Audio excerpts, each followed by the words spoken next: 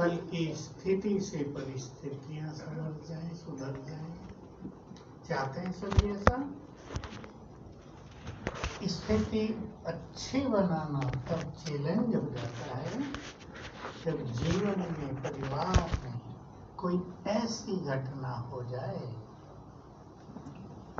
जो अति कष्टदायी हो। उदाहरण के लिए एक व्यक्ति आया आज, मुझे बहुत सुसाइडल थॉट्स आ रहे हैं, मर जाऊं। मैंने कहा तो क्या हुआ? देखो उसकी कहानी। अब आप सोचो ऐसे में स्थिति मनुष्य कैसे अच्छी बनाए। पत्नी ने सुसाइड कर लिया। मैंने पूछा उसके बाद आते हैं ये विचार या पहले से? कब पहले से ही चलते आते हैं। विचार करें सभी। गुह्य रहस्य को जानने वाले समझ सकते हैं कि पूर्व जन्मों में उसके साथ ऐसी घटनाएं हुई हैं। तो वो संकल्प उससे बंद नहीं हो रहा का बहुत डर लगता है ये सोच के मैं कर न लूं। फिर संकल्प आता है कर लूं, तो द्विधा की स्थिति हो जाती है। ये सब कलयुग के अंत बहुत हो रहा है। हमें अपनी स्थिति को भी अच्छा बनाना है, अचल अडोल बनाने से पहले अच्छा, ताकि हम अपने मन पर कंट्रोल कर सकें, अपने मन को अच्छे विचारों से भर सकें, हम मन के अधीन न हो जाएं। ये आजकल शुरू हो गई एक बड़ी चीज, मन के अधीन। कोई भी ऐसा संकल्प चालू हो गया जो खतरनाक है, उसको खतरनाक कहते हैं, वो रुकता नहीं है। क्या कारण है बताओ? कोई भी एक गलत संकल्प आ गया। गति फास्ट क्यों हो रही है? एक ने कहा संकल्प आता है इस व्यक्ति को मार डालो। मैंने कहा बंदूक है तो नहीं, तो मारो कैसे? कहा ये पता नहीं पर संकल्प आता है इसे मार डालो। ये पूर्व जन्मों के कुछ कर्मों के कारण बदले की भावना, बदले की भावना बहुत काम कर रही है आजकल। सूक्ष्म रूप से भय पैदा कर रही है बहुतों में। ये एक नई समस्या संसार में बढ़ती जा रही है, अति भय। हमें भय पे भी विजय पानी है, किसी भी तरह का भय नहीं। आज ही मैं तो सवेरे से ही मिलना शुरू किया, लेकिन 2 लोग ऐसे भी आए जो अति भयभीत, डर ही डर है उन्हें, कुछ हो न जाए, मेरे साथ कुछ हो न जाए। इन सब के लिए हमें पहले से ही ज्ञान और योग की अच्छी प्रैक्टिस रखनी चाहिए। बहुतों के साथ ये हो रहा है, ध्यान देंगे इस बात पे सभी, कि जब परिस्थितियां आ जाती हैं तब जगते हैं। जगना समझ गया ना? पुरुषार्थ करें कुछ, और तब पुरुषार्थ होता नहीं। इसलिए सभी इस बात पे ध्यान दें, समय रहने से पहले, समय आने से पहले संकल्प और समय व्यर्थ न हो। पिछली बार याद हो आपको वैराग की मुरली थी, भाई ठंडा एसी जहाँ चल रहा हो बंद कर देना। वैराग की मुरली थी, याद है ना? तो वैराग को बाबा ने रॉयल रूप दिया था। व्यर्थ संकल्पों से वैराग, टाइम वेस्ट करने से वैराग, मैंपन से वैराग, विश्वदेवान से वैराग। ये सूक्ष्म गति है। दुनिया का वैराग और तरह का होता है, हमारा वैराग कितना सूक्ष्म है। मैं की बात थोड़ी कर ले। बाबा ने हंसी में क्या कहा था? चढ़ानी चाहिए बलि मैंपन की, लेकिन चढ़ा देते हैं बेचारे बकरे की। उसका क्या दोष? मैं ही तो करता है, उसमें मैंपन थोड़ा ही होता है। हंसाया बाबा ने। तो क्या हम अपने मैं को पहचानते हैं? पहली चीज, क्या हमें उसको छोड़ने की इच्छा है? हम सब मुरलियों में सुनते हैं, मैं और मेरे पे ज्यादा बार बाबा कुछ ना कुछ सुनाते हैं, ज्यादा बार बहुत आती है, हर 15 दिन में आ जाता है मैं और मेरा, स्लोगन और वरदान में भी आ जाता है। अगर हमें ज्ञान योग के मार्ग पर उन्नति को पाना है तो इस मैं और मेरे को छोड़ना ही पड़ेगा। याद हो आपको, निमित्त भाव के लिए बाबा ने क्या सुंदर लाइन बोल दी थी 15 दिन पहले, निमित्त भाव सभी गुणों की खान है। इससे सब गुण आने लगते हैं, ये चाबी भी है। लेकिन बहुत लोगों में निमित्त भाव रहता नहीं, मैंपन रहता है। मैं बुद्धिमान, मैं अधिक समझदार हूँ, मेरी बात मानी जाए। हम इस पे चर्चा कर चुके हैं कई जगह, लेकिन केवल चर्चा से काम नहीं चलेगा। क्या करना है? रियलाइजेशन। मैं और मेरा ही बोझिल करता है आत्मा को, मन को। मैं क्या करूं? अब घरों में कोई बड़ी समस्या आ गई जिसका हल दिखाई नहीं देता, एक ही संकल्प रहेगा, मैं क्या करूं? खेल बिगड़ेगा। तो हम सभी ध्यान दें अपने पर, और वही बात मैं रिपीट कर रहा हूं, क्या हमें अपने मैंपन का पता होता है? क्योंकि हर व्यक्ति अपने को राइट मानता है, और आप अपने को देखें, सभी भाई बहने लगभग सभी, मेरे में मैंपन है नहीं, बाबा है ना, बस इसी में रहते हैं।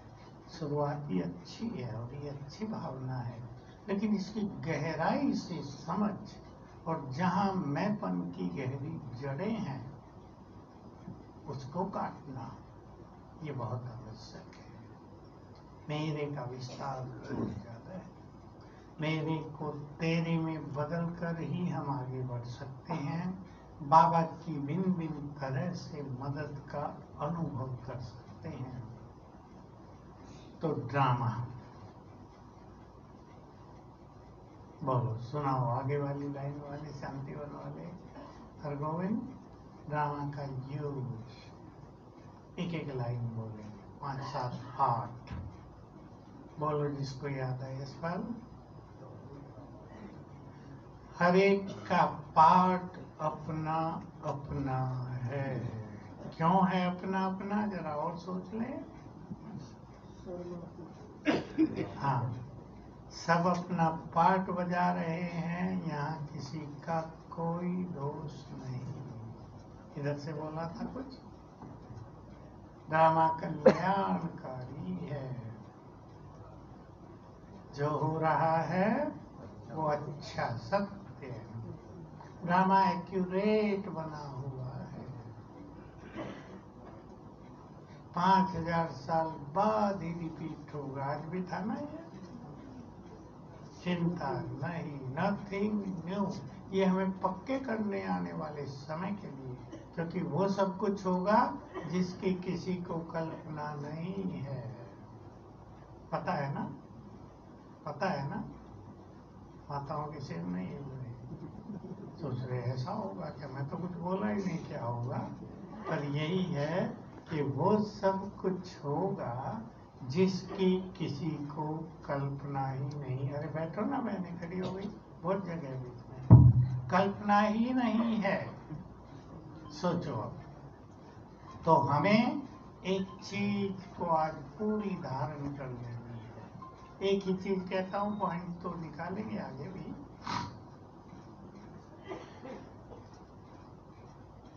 चेंज को स्वीकार करना। सभी अपनी धारणा बना ली इसको, चेंज को स्वीकार करना। चेंज होगा ना? होगा या नहीं? रोज सब कुछ चेंज हो रहा है, रोज चेंज हो रहा है या नहीं? दिन थी अभी रात होने लगेगी।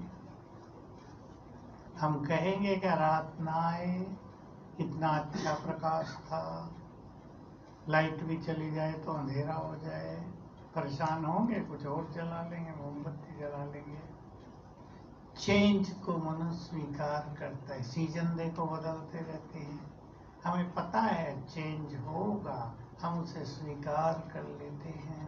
आयु में भी चेंज हो रहा है, हम उसे स्वीकार कर लेते हैं। ये तो नहीं कोई कहेगा मैं तो सदा ही बच्चा ही रहूं, कहेगा कोई? चेंज को स्वीकार करें। मुझे याद रहता है ये बात हमें निर्वैर भाई ने सिखाई थी, जब हमारा किचन चेंज होने लगा, बहुत साल पहले की बात है, 83। लकड़ियों पे भोजन बनता था, लकड़ी काटने फॉरेस्ट वालों ने बैन लगा दिया, तो हम सब लोग नई नई चीजें ढूंढने लगे, भाई कैसे भोजन बने। तो रास्ता निकला ये स्टीम का। तो हाँ, कोयले तो तब भी थे, स्टीम से हो तो कई लोग स्वीकार ही ना करें, कैसे होगा ये हो जाएगा, वो हो जाएगा। तो निर्वैर भाई ने हम सबको सिखाया चेंज को स्वीकार करना चाहिए। तो चेंज होता है ना, देखो किचन में भी कितना चेंज होता है, अभी गर्मी नहीं है, थकान भी नहीं है, तो चेंज को यदि हम स्वीकार करते हैं तो चित्त शांत रहता है।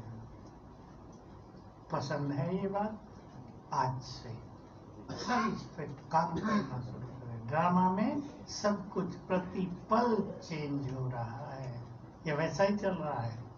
ड्रामा में तो बाबा ने कितनी गुई बात कह दी, एक का पार्ट न मिले, एक पल न मिले दूसरे से, इतनी गहरी बात है। 5000 साल का खेल, अगर कोई सोचे किसने बना दिया ये, एक का पार्ट न मिले दूसरे से, एक क्षण न मिले दूसरे से। ड्रामा बाबा को अति प्रिय है या नहीं? थोड़ी देर के लिए मान ले उसने ही बनाया है, तो अपनी बनाई हुई चीज तो प्रिय ही होती है, चाहे अच्छी न भी हो। ये सोचता है मनुष्य बहुत सुंदर बन गया है। तो बाबा को ड्रामा प्रिय है, तो हमें बोला नहीं ठीक से, हमें भी प्रिय है। कोई बीमारी लगी वो भी प्रिय, लॉस हो गया वो भी प्रिय, गड़बड़ हो गई वो भी प्रिय।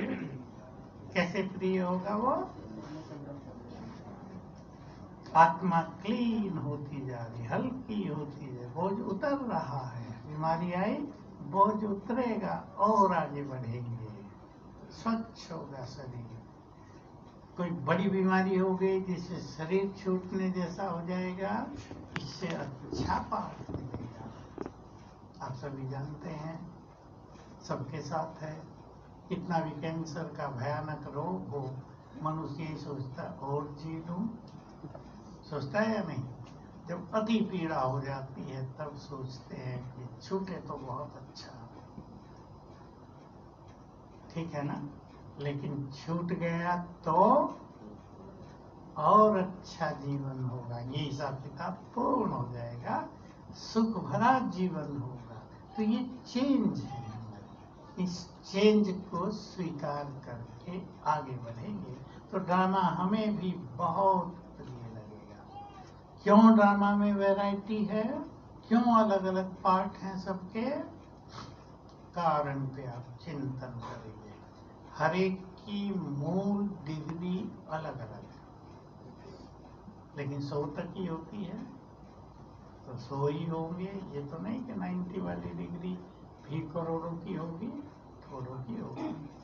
लेकिन सभी के संस्कार अलग अलग, सभी का मन और बुद्धि अलग अलग है, इसलिए सभी के शरीर अलग, सभी के पार्ट अलग। अब मान लो एक व्यक्ति पेंटिंग में बहुत होशियार है, परफेक्ट 100 डिग्री उसको दिया जाता है, तो क्या वो सिंगिंग में भी परफेक्ट होगा? गाने में एक कला में परफेक्ट है, लोग कहेंगे देखो परफेक्ट है, जो चाहे बनवा लो, लेकिन ये जरूरी नहीं वो दूसरी कला में परफेक्ट हो। ऐसे लोग हम देखते हैं जो पढ़ाई लिखाई में होशियार नहीं, लेकिन कर्म क्षेत्र पर किसी कर्म विशेष में बहुत होशियार। देखे आप?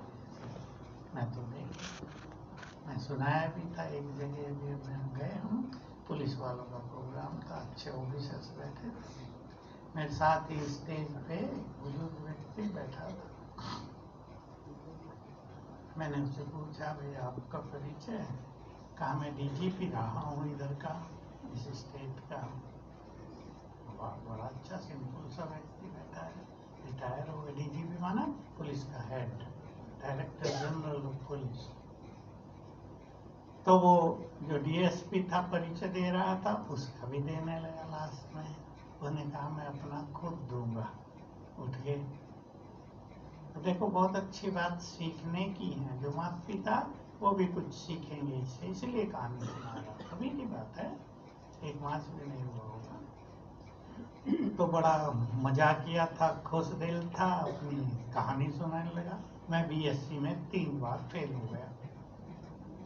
अब बाप डांटे डपटे भाग जाए यहाँ से, तुझे तो कोई ड्राइवर भी नहीं रखेगा, तो कुछ नहीं कर सकता जिंदगी में। कहा मेरा जस भाग्य जगा और मैंने यूपीएससी की परीक्षा दी, मेहनत अच्छी की, बीएससी कर लिया था और मैं आईपीएस में चुन लिया गया। आईपीएस माना इंडियन पुलिस सर्विस, जिसमें बड़े बड़े ऑफिसर, एसपी, पहले डीवाईएसपी बनाते हैं, फिर एसपी, फिर आगे। कहा मैं बन गया। अभी देखो सोचने की बात है कि एक और वो अपनी लौकिक पढ़ाई में असफल, 4 साल लगे उसको बीएससी करने में और फाइनल में। दूसरी ओर वही व्यक्ति सर्वोच्च पद पर पहुंचता है। आधार क्या रहा होगा?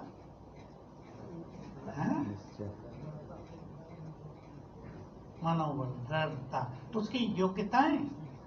उसमें पढ़ाई के प्रति योग्यताएं कम थी, लेकिन उस कार्य के प्रति योग्यताएं बहुत थी। कहा मैं इसी डिस्ट्रिक्ट में एसपी बन के आ गया, बीदर में बैठे थे हम, कर्नाटक। कहा यहाँ बहुत क्राइम था, मैंने समाप्त किया। तब देखो उस फील्ड में उसकी बुद्धि बहुत चली। समझ गई ना माताएं क्या कह रहा हूँ मैं? माताएं बच्चों पे बहुत दबाव रखती हैं, पढ़ो। मेरे पास आते रहता, आज भी आईएएस कर रहा हूँ, 23 साल केवल आयु है। परिवार वाले कहते हैं इस बार तो होना ही चाहिए, नहीं तो नहीं पढ़ाएंगे। अब बेचारा की आधी घबराहट, माँ बाप की डांट में पढ़ाई पे ध्यान ही नहीं, होता ही नहीं ना। फिर अब यूपीएससी आईएएस करना कोई सहज काम है? लाखों बच्चे बैठते, पिछले साल का था 11 लाख बैठे थे, 500 का सिलेक्शन हुआ। तो माँ बाप को थोड़ा सा बुद्धिमानी से काम लेना चाहिए। पसंद है मेरी बात? खराब तो नहीं लग रही? माता पिता बहुत बैठे। योग्यताओं को पहचानो अपने बच्चों की। मैं एक कहानी और सुनाया करता हूँ, सच्ची सच्ची कहानी। एक चीफ इंजीनियर, उसका लड़का, 4 नौकर घर में आते थे, पढ़ाई में फेलियर, 10वीं क्लास कर ही नहीं पाया। नौकर आते थे, सबकी साइकिल खोल देता था, सारी पुर्जा पुर्जा अलग, और शाम को जाने से पहले बांध के बदे देता था, ले जाओ। तो चीफ इंजीनियर को बड़ा लज्जा है, ये पढ़ता ही नहीं, आईटीआई भी नहीं कर पाएगा, बहुत कमजोर है। तो किसी को बुलाया, साइकोलॉजिस्ट को, सोशोलॉजिस्ट को, भाई इसका क्या करें। उसने उसकी दिनचर्या पूछी, मतलब ये बात बता दी कि साइकिल खोल लेता है सवेरे से, हमको बांध देता है। तो कहा इसको मैकेनिक बनाओ। और चीफ इंजीनियर को लग जाए, मेरा लड़का और मैकेनिक इंजीनियर की बजाय मैकेनिक बनेगा। कहा नहीं, इसको बनाओ। आखिर ITI में दाखिला दिला दिया, वो मोटर बाइंडिंग सीख गया, वो मैकेनिक अच्छा बना, दुकान खोली और कुछ ही सालों में उसने बड़ी फैक्ट्री बना दी, बहुत चीजें ठीक कर दी थी। सच्ची घटना है, लुटकी की घटना है, बहुत साल पहले। तो मनुष्य की कभी कभी योग्यता किसी एक फील्ड में बहुत ज्यादा होती है। हम केवल ये सोचते हैं पढ़ाई ही सब कुछ है। बहुत बच्चे आते हैं, माताएं लेकर आती हैं, इसका क्रिकेट में बहुत ध्यान है, पढ़ाई बिल्कुल पढ़ना ही नहीं चाहता। अब माँ बाप दुखी, ये क्या करेगा जीवन में। मैं उससे बहुत सारी चीजें पूछता हूँ और पता चलता है कि इसकी योग्यता है स्पोर्ट्स में, इसको जाने दो। आप इसको नहीं भेजेंगे तो उदासी आएगी, इसको डिप्रेशन में आएगा। हुआ एक बच्चे का ऐसा, उसको मन चाहा फील्ड नहीं दिया गया, वो डिप्रेशन में आ गया कुछ ही दिन में। तो सभी अपने दिल को जरा उदार बनाएंगे। ड्रामा में सभी का अपना अपना पार्ट है, उसके संस्कारों के कारण, उसके विचारों के कारण। पार्ट किसी ने दिया नहीं, वो आपे ही ले लिया, आत्मा ने।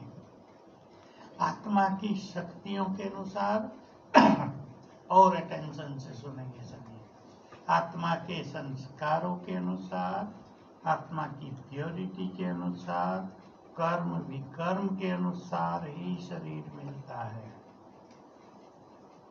देह का निर्धारण उस अनुसार ही होता है। तो हम ड्रामा के गुह्य रहस्यों को जानकर अपने को अचल अडोल स्थिर करेंगे। और भी कुछ ड्रामा के रहस्य हैं, आप लोगों ने कई बता दिए। हरगोविंद तुमने नहीं बताया, फिर बता दो एक और ड्रामा। 5000 साल बाद ही रिपीट होगा। इस बात पे चिंतन करेंगे, ये सुन के सोच के खत्म नहीं कर देंगे। जब कोई चीज हो गई है बुरी, तो वो अब दोबारा जल्दी नहीं होगी। कितना साल लगेगा? 5000। इसको अपने चिंतन में लाएं, तो जो हो गया उसको भूल जाएं, क्योंकि पास्ट के प्रभाव में बहुत आत्माएं ज्यादा रहती हैं। मैं माताओं से खास कहता आता हूँ, और समय अनुसार माताओं को इस बात में जगना ही है, जो बीत गया उसका प्रभाव दिमाग पे छाया न रहे। सोच लो सभी, पहले माताएं, क्योंकि मातृ शक्ति इमोशनली कमजोर पड़ जाती है। ये इंग्लिश का शब्द है, इसका अर्थ है भावनात्मक रूप से कमजोर। कुछ भी हुआ उसका असर जल्दी। अपने को कैसे इस असर से मुक्त करेंगे? बताओ, माताएं बताएंगी। ये सोचना थोड़ा कठिन काम होता है, जो कुछ हो रहा अच्छा हो रहा है। एक माता अभी मिली, कहा भाई जी एक बड़ी समस्या आ गई, बहू ऐसी है जीना मुश्किल कर दिया है। मैंने कहा अभी हुई क्या बच्चे की शादी? नहीं, 8 साल हो गए। 8 साल हो गए। तो सोच सकते हैं अच्छा हो रहा जो कुछ हो रहा है, वो तंग कर रही है, ये कैसे सोचे अच्छा हो रहा हो। तो सोचती है मर जाए जल्दी तो अच्छा हो, जान बचे इससे। और बताओ, ठीक है ये बात भी अच्छी, अच्छा भी हो रहा है इसलिए कि वो आत्मा हिसाब किताब लेने आई है, सुख तो हो रहा है। लेकिन कभी कभी लोग ज्यादा ही ले लेते हैं ना, लेना थोड़ा चाहिए, तो जितना लेना उससे डबल लेने लगते हैं। और बोलो, पीछे की बहनें बताओ, जोर से बोलो। प्रारब्ध समझ के उसे स्वीकार करके आगे बढ़े। पर प्रैक्टिकल एक चीज करेंगे, ज्यादा रिएक्शन नहीं। वो तो बोलेगी क्यों? क्योंकि वो बदला लेने आई है। बिना कारण कुछ नहीं हो रहा है। इस ड्रामा में बिना कारण के कुछ भी नहीं हो रहा। वो बदला लेने आया, इसने वैसा ही किया है उससे। वो उसके सबकॉन्शियस माइंड में बदले की भावना भरी हुई थी। देखूंगी तुम्हें कभी, मौका मिलने दो। हो सकता था वो कमजोर रही हो, अब वो पावर में है, तो स्वीकार करेंगे, स्वीकार करेंगे। और एक चीज और है, मन ही मन क्षमा याचना और दुआएं। मैंने कहा उसको दुआएं दो आप। सुनो माताओं, मेरी ओर देखो। मैंने जो उसको कहा, माता जी उसे दुआएं दो, क्षमा याचना करो मन ही मन। कहा 8 साल से कर रही हूँ भाई जी, असर ही नहीं होता। अब मैं क्या बताऊं उसको भाई। आखिर मुझे यही कहना पड़ा लास्ट बात कि भाई योग बल से इस कर्मों के हिसाब किताब को चुक तो करो, लेकिन ये ऐसी स्थिति होती है जिसमें मनुष्य का योग भी कहाँ लगता है। कहना तो सहज है योग करो, पर योग लगे तो सही। योग में तो वही बहू याद आएगी बाबा की जगह। तो हम ड्रामा के ज्ञान से अपने को स्ट्रॉन्ग करें। स्ट्रॉन्ग करने का अर्थ है जितने अपने संकल्पों को शांत करेंगे, शांत मन शक्तिशाली मन बन जाएगा, याद रखना। इसलिए कुछ चीजें बाबा को अर्पित करते हैं, कुछ चीजों को स्वीकार कर लें, कहीं क्षमा याचना कर लें तो कहीं क्षमादान कर दें, लेकिन साथ में बहुत अच्छा स्वमान, बहुत अच्छा योग भी होना चाहिए। कल्याणकारी हूं मैं, अभी मुरली आ गया 1-2 दिन पहले। ये भावना बहुत स्ट्रांगली अपने अंदर धारण कर लेनी है। मैं कल्याणकारी हूँ, विश्व कल्याणकारी।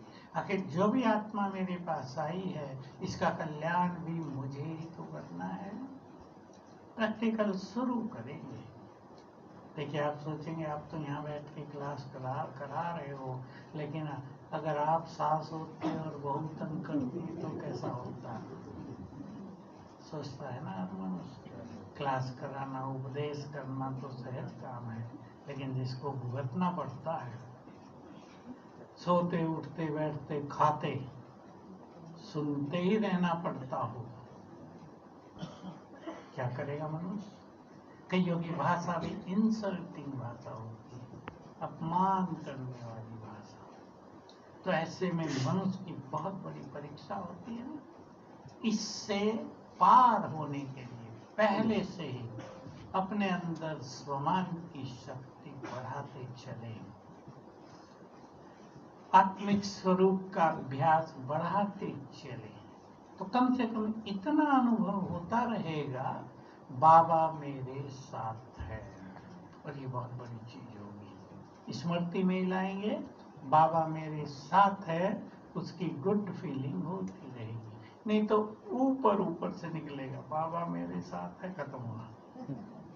है या नहीं, ये फीलिंग ही नहीं होगी। तो पहले से ही अच्छी प्रैक्टिस चालू रखेंगे। हमारे पास बहुत बड़ी एक चीज है, ज्ञान।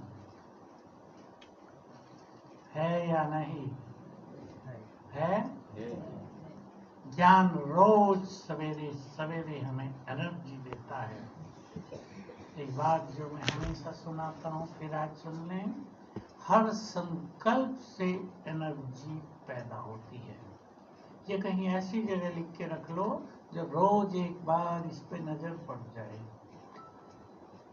हर संकल्प से एनर्जी पैदा होती है। तो मुरली के संकल्प, क्योंकि भगवान के महावाक्य हैं, हमें सबसे ज्यादा एनर्जी देंगे। उसमें भी क्लास में बैठकर अच्छी स्थिति में सुनना, उससे डबल एनर्जी आएगी। मोबाइल से सुन लेना, वो भी है, नहीं सुन सकते तो उससे भी सुने, मुरली पढ़ते भी हैं। अच्छी चीज भी है। पहले मुरलियाँ इतनी नहीं मिलती थी, अब लोग कहीं भी पढ़ लेते हैं, सुन लेते हैं। हमें इसके अच्छे न्यूज भी मिलते हैं। लोग बताते हैं हमें तो कार से सवेरे 7 बजे निकल जाना होता है कहीं, तो हम रास्ते में ही मुरली लगा लेते हैं, तो सफ़र भी अच्छा गुजर जाता है और बाबा के महावाक्य भी सुन के हम खुश रहते हैं। ये नहीं लगता कि हमने कुछ मिस किया है। तो सुनाने वाले बहुत पावरफुल हैं, तो हर चीज़ अंदर ग्रहण हो जाती है, तो बहुत फायदा है। तो हर संकल्प मुरली का हमें बहुत ज़्यादा एनर्जी देगा। आज की मुरली से देखो, तुम ईश्वरीय संतान हो। 2-4 दिन की मुरलियों में ये सब आ रहा है। मैं तुम्हें बादशाही देने के लिए तैयार कर रहा हूँ। तुम्हें नशा हो, हमें भगवान पढ़ा रहे हैं। तो अगर हम उस नशे में आ जाएं, ध्यान से सुन लेंगे, अगर हम उस नशे में आ जाएं तो वो एक लाइन हमें बहुत एनर्जी देती है। एक ही महावाक्य, मैं तुम्हारे ऊपर ज्ञान की बरसात कर रहा हूँ। आज ही था ना, ज्ञान की बरसात तुम्हारे, तुरंत फील करो ऊपर से जैसे बरसात हो रही मेरे ऊपर परमात्मा शक्तियों की। कुछ क्षणों के लिए भी ये फीलिंग हो जाए। शास्त्रों में तो गायन है ना, अमृत पिला दिया देवताओं को तो अमर हो गए। वो अमृत घड़े वाला थोड़ा ही था, वो यही तो अमृत है, ज्ञान का अमृत। तो मुरली से हमें बहुत बड़ी एनर्जी मिलती है, मुरली से हमें समस्याओं का समाधान मिलता है। इसलिए एक गलती कोई ना करे जो कुछ लोग कर लेते हैं। ऐसी समस्याएं आई तो मन उदास होता है, भारी होता है, तो न सवेरे उठेंगे न मुरली में जाएंगे। ये बहुत बड़ी गलती है या नहीं? समस्याएं आए और एक्टिव हो जाएंगे। सबको सीखना और सिखाना है। मुझे माताएं बताती है, ये बात आ गई, मैं 3 बजे उठने लगी, 3 से 5 योग किया रोज, समस्या हल्की होने लगी और समाप्त हो गई। तो ये नहीं कि समस्या आने पर हम सो जाएं, मुरली में भी सुख न मिले। मुरली में जाएंगे तो बाबा जगाएगा, समाधान देगा, वहीं से तो सब कुछ मिलता है।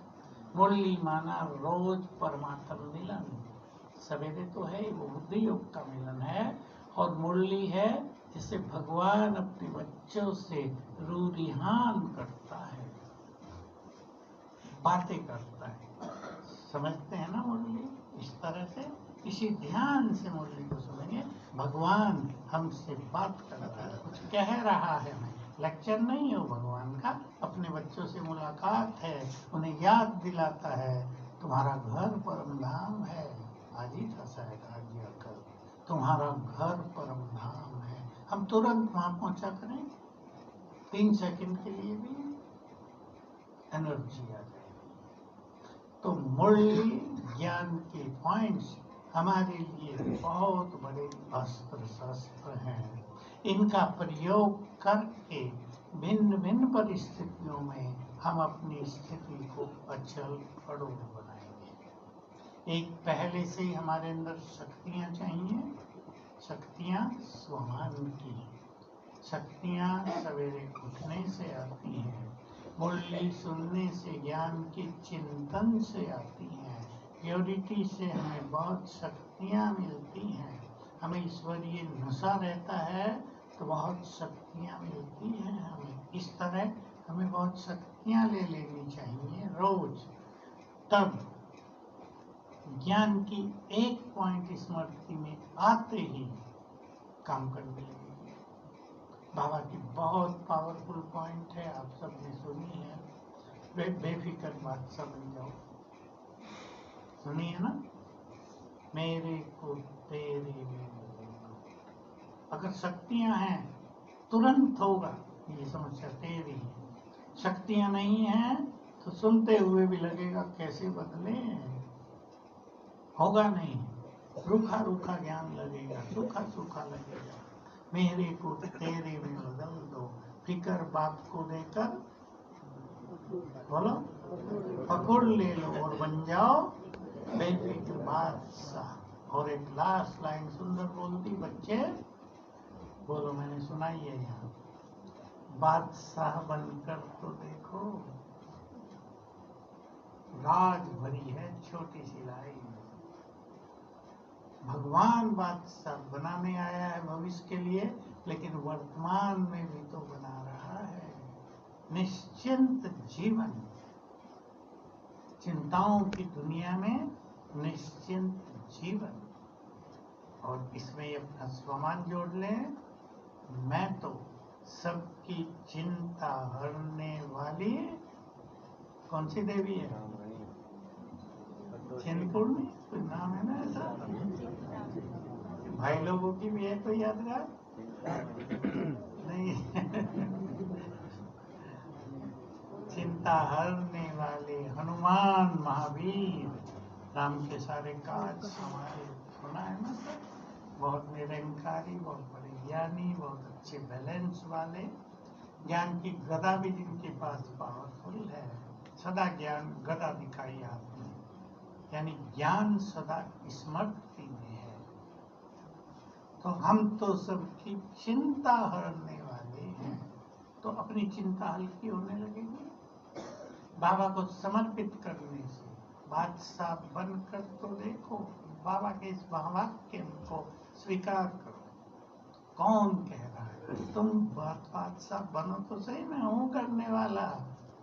लेकिन ये विश्वास तभी होगा जब हमारे अंदर ज्ञान और योग की शक्तियां होंगी। नहीं तो क्या कहते हैं बहुत सारे लोग, बाबा तो ऐसे ही कहता है, होता तो कुछ भी नहीं। हमने तो 3 मास लिख के दिया बाबा को, बाबा ये समस्या है, ले लो, लिया ही नहीं। बाबा लेगा या विधि बताएगा? तो विधि बताता है, और विधि पर चलेंगे वही जिनके अंदर शक्तियां होंगी। तो छोटी चीज तो सभी करें ही, मुरली सुनते हुए ईश्वरीय नशे में आना।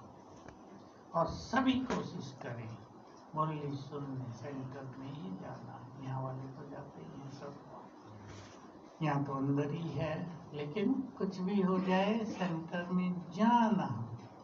भले आपको वहाँ कम मजा भी आता हो, कभी कभी मुरली सुनाने वाले लोग इतने अच्छे नहीं होते जो लहर भरते मुरली में रस भरते हैं, लेकिन तो भी बोलो, जो मेरा अनुभव है आपने से बहुत होगा, उस स्थान पर बाबा की एनर्जी होती है। मैं दूसरे शब्दों में भी कहता हूँ, उस स्थान पर बाबा की उपस्थिति होती है। इसलिए वहां जाने से ही कई चीजों की नई रोशनी मिलेगी। कई लोग किसी नाराजगी के कारण भी नहीं जाते, लेकिन रसपान करने के लिए, अमृत पान करने के लिए नाराजगी को थोड़ा पीछे रख देना चाहिए। किसी आत्मा से नाराजगी हो सकती है, भगवान से तो नहीं ना। तो हर एक अपने पास, मैं ये होमवर्क बहुत बार दिया है, जो नए बैठे वो भी करेंगे। हर एक अपने पास कम से कम 16 ज्ञान की वो पावरफुल बातें लिखकर रखें जो मन को निश्चिंत रखेंगे, जो मन को खुशी में लाएंगी। और एक बहुत बड़ी चीज है मनुष्य के लिए, जो मनुष्य को हमारी अपनी शक्तियों की और जिम्मेदारियों की याद दिलाएगी। तुम कौन हो, तुम्हें घबराना नहीं है, तुम कौन हो याद दिलाएगी हमें। तो ऐसी 16 पॉइंट कम से कम, ज्यादा भी लिख सकते हैं तो बहुत अच्छा हो जाएगा। खुद चुनेंगे, किसी को कोई बात अच्छी लगेगी, किसी को दूसरी कोई बात अच्छी लगेगी, सबकी एक सी नहीं हो सकती। इससे ज्ञान का बल मिलता रहेगा। और रोज की मुरलियों से भी बहुत भाई बहने मुरली लिखते हैं, कोई कोई तो लेके आते हैं, पढ़ते रहते हैं, सुनते रहते हैं, वो अलग चीज है। लेकिन मुरली की कम से कम एक सुंदर बात रोज की मुरली से अलग लिखो। कभी नहीं भी आए मुरली में छोड़ दो, पर अधिकतर मुरली में एक सुंदर बात तो आएगी जो हमें बहुत प्रिय लगेगी। उसे अलग लिख के रखो और उसे पढ़ लिया करो बीच बीच में। बहुतों के साथ ऐसा होता है, सुनाते हैं लोग कि सवेरे उठते हैं बुद्धि चलती ही नहीं, बस बैठे हैं, नील बैठे हैं योग में भी। बाबा के चित्र के आगे बैठ गए तो बाबा को देख रहे, बाकी कुछ नहीं चल रहा मन में, उससे तो कुछ मिलेगा नहीं। उस टाइम 3 मिनट के लिए भी वो मुरली की पॉइंट से पढ़ लो, ब्रेन एक्टिव हो जाएगा। क्योंकि ब्रेन अब कलयुग के अंत में बहुतों के डल होते जा रहे हैं, क्योंकि बहुत भर लिया इधर। क्या भर लिया? व्यर्थ भर लिया, गंदगी भर ली, पाप भी भर लिए बहुत सारे, इसलिए बहुतों के ब्रेन डल हैं और बहुतों को अच्छे समय पर ही नींद आती है। ये भी कुछ निशानी है गड़बड़ की कि बाकी जगे रहेंगे, लेकिन जैसे अच्छा समय होगा ना सो जाएंगे। थोड़े लोग होते हैं पर होते जरूर हैं, 1% तो होते ही हैं सभाओं में। तो हमें ज्ञान की पॉइंट पढ़कर अपने ब्रेन को एक्टिव करना होता है, चुस्त कर देना होता है। पसंद है ये बात? एक तो सभी स्टूडेंट बन जाए। चलो आप क्लास में डायरी लेकर नहीं भी आते तो घर में रख लें, कुछ 1-2 बात लिखा कर। जो लिखने की बात है ना, ये बहुत इम्पोर्टेंट है। जो चीज़, जो महावाक्य आप अपने हाथ से लिखेंगे वो आपके ब्रेन में प्रिंट होगा, भूलेगा भी नहीं कुछ दिन तक। और अगर पढ़ते रहेंगे, मैंने कहा केवल 3 मिनट, मैंने कहा आधा घंटा पढ़ो, 3 मिनट। काम पर जा रहे हैं 3 मिनट एक नजर डाल दो, अपने वर्क पर जा रहे हैं 3 मिनट बाबा के रूम में बैठ जाओ, रूम नहीं है कहीं भी, बाबा की याद में बैठो। आपको अनुभूति होगी बाबा हमारे साथ चले, क्योंकि आने वाला समय ऐसा खतरनाक होगा कि बहुतों के साथ ये हो जाएगा, गए वापिस आएंगे भी या नहीं। लेकिन अगर बाबा को साथ लेके जाएंगे इस तरह, समझ गए ना? साथ बाबा का आह्वान भी कर सकते हैं, 3 मिनट योग भी कर सकते हैं। हम आपकी छत्र छाया में पूरी तरह सुरक्षित हैं, ये पावरफुल संकल्प भी रख सकते हैं। तो सेफली घर वापिस आएंगे, कुछ भी अनहोनी घटना नहीं होगी। ओम शांति। चलें, अभी बाबा हमारे सिर के ऊपर छत्र छाया है।